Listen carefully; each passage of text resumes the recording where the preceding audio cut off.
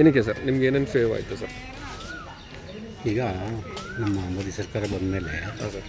10-11 ವರ್ಷದಿಂದ ಇಡೀ ನಮ್ಮ ದೇಶದಲ್ಲಿ ಎಲ್ಲ ಥರನೂ ಇಂಪ್ರೂವ್ಮೆಂಟ್ ಆಗಿದೆ. ಪ್ರತಿಯೊಂದರಲ್ಲೂ ಎರಡು ಮಾತೇ ಒಂದಷ್ಟು ಈಚೆಗೆ.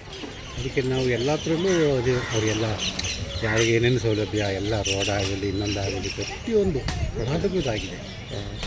ಅದಕ್ಕೆ ನಮಗೆ ಮೋದಿ ಸರ್ಕಾರ ಅವ್ರು ಬಂದಾಗ ಏನೇನು ಮುಂದುವರೆದಂಗೆ ಇದೆ ನಿಮ್ಮ ಒಂದು ಲೈಫ್ ಮುಂದುವರೆದಂಗೆ ಡೈಲಿ ಲೈಫ್ ಸ್ಟೈಲಿಂದೆಲ್ಲ ಇರ್ತದೆ. ಲೈಫ್ ಸ್ಟೈಲು ಅಂತಂದರೆ ಈಗ ಆಲ್ ಓವರ್ ಇಂಡಿಯಾದಲ್ಲೇ ರೆಗ್ಯುಲರ್ ಆಗಿ ನೀವು ನೋಡ್ತಾರೆ ಎಲ್ಲ ಕಡೆ ರೋಡ್ ಆಗಲಿ ಇನ್ನೊಂದಾಗಲಿ ಪ್ರತಿಯೊಂದು ಎಲ್ಲ ಥರ ಇಂಪ್ರೂವ್ಮೆಂಟ್ ಆಗಿದೆ. ಓಕೆ, ಎರಡು ಮಾತೇ ಇಲ್ಲ ಅದ್ರ ಬಗ್ಗೆ, ಎಲ್ಲರಿಗೂ ಗೊತ್ತು. ಅವ್ರು ಒಳ್ಳೆ ಅನುಭವ ಸರ್ಕಾರ ಇದೆ ಅಂತ ಕಂಡಿದ್ದಾರೆ. ಅವ್ರ ಮುಂದಕ್ಕೆ ಇನ್ನೂ ಅವರೇ ಕಂಟಿನ್ಯೂ ಆಗಬೇಕು ಅಂತ.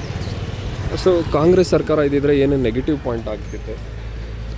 ಕಾಂಗ್ರೆಸ್ ಸರ್ಕಾರ ಅಂತಂದರೆ ಇತ್ತೀಚೆಗೆ ಅವರ ಒಂದು ನಾಯಕತ್ವ ಇದೆಯಲ್ಲ, ರಾಹುಲ್ ಗಾಂಧಿದು ಅಷ್ಟೊಂದು ಇಷ್ಟ ಆಗೋದು.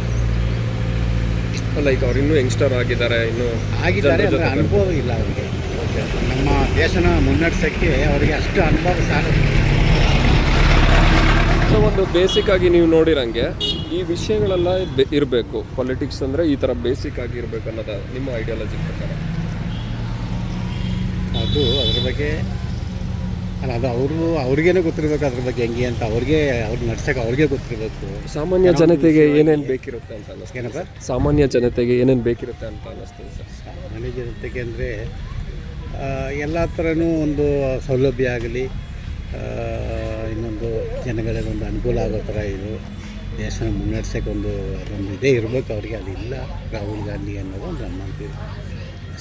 ಒಂದು ಕಡೆ ನೋಡಿದ್ರೆ ಸಿದ್ದರಾಮಯ್ಯ ಅವರು ಎಷ್ಟೋ ಜನಪರವಾಗಿದ್ದಾರೆ ಅಂತ ಅನ್ನಿಸ್ತದೆ. ಯಾಕೆಂದರೆ ಸಪೋರ್ಟ್ ಆ ಥರ ಇದೆ ಇವಾಗ ಇತ್ತೀಚೆಗೆ ಈ ಗ್ಯಾರಂಟಿ ಸರ್ಕಾರ ಎಲ್ಲ ಬಂದ ಮೇಲೆ. ಗ್ಯಾರಂಟಿ ಸರ್ಕಾರ ಓಕೆ, ಅಂದರೆ ಗ್ಯಾರಂಟಿ ಕೊಟ್ಟು ಈಗ ನಮಗೆ ಪ್ರತಿಯೊಂದಕ್ಕೂ ಯಾವುದೊಂದು ಹೊಸ ಪ್ರಾಜೆಕ್ಟ್ ಆಗಲಿ, ಒಂದು ರೋಡ್ಗಾಗಲಿ ಇನ್ನೊಂದಾಗಲಿ ಒಂದು ಸ್ಕೂಲ್ಗಾಗಲಿ ಯಾವುದಕ್ಕೂ ಒಂದು ಇದಿಲ್ಲ, ಬಂಡು ಇಲ್ಲ.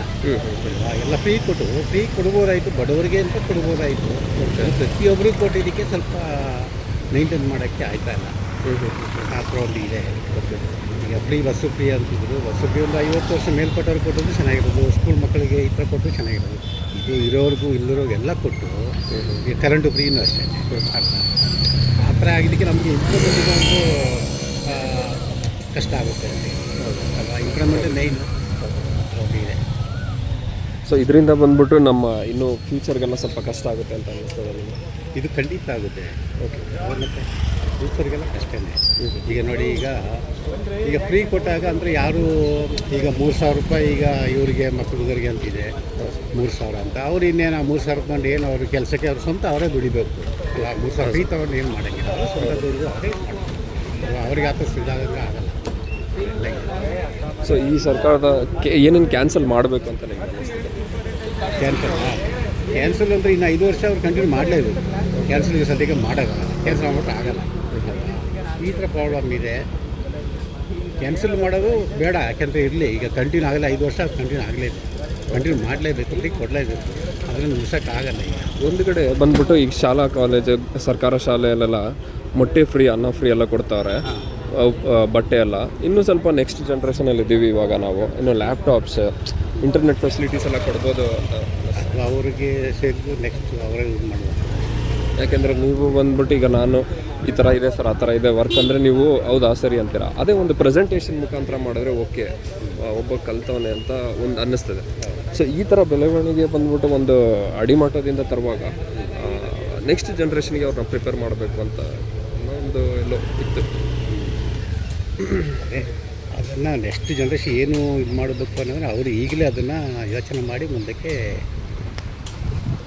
ಯಾಕೆಂದರೆ ನೀವು ಹೇಳಿದ್ರಲ್ಲ ಬಸ್ ಫ್ರೀ ಇದೆಲ್ಲ ಕೊಡೋದೇ ತಪ್ಪಾಯಿತು ಅಂದ್ಬಿಟ್ಟು ಈ ಥರ ವಿಷಯಗಳೆಲ್ಲ ಡೆವಲಪ್ ಮಾಡಿದರೆ ಇನ್ನು ಮುಂದೆ ಹೋಗ್ತೀವಿ. ಈಗ ಸಾಲ ಮಾಡ್ಕೊಂಡೆ ಈಗ ನೋಡಿ ಎಲ್ಲ ರೇಟುಗಳು ಜಾಸ್ತಿ. ಹಾಂ ಸರ್, ಪ್ರತಿಯೊಂದು ರೇಟ್ ಜಾಸ್ತಿ ಮಾಡಿ ಈಗ ಒಂದು ಕಡೆಯಿಂದ ಕಿತ್ತು ನಮ್ಮ ಕಡೆ ಕೊಡ್ತಾ ಇದ್ದಾರೆ, ಇಲ್ಲ ಅಂತಿಲ್ಲ. ಅಂದ್ರೂ ನಾವು ಬೇಕಾಗಿರಲಿಲ್ಲ ಅಂತ ನನ್ನ ಒಂದು ಅನಿಸಿಕೆ. Thank you sir. ಓಕೆ.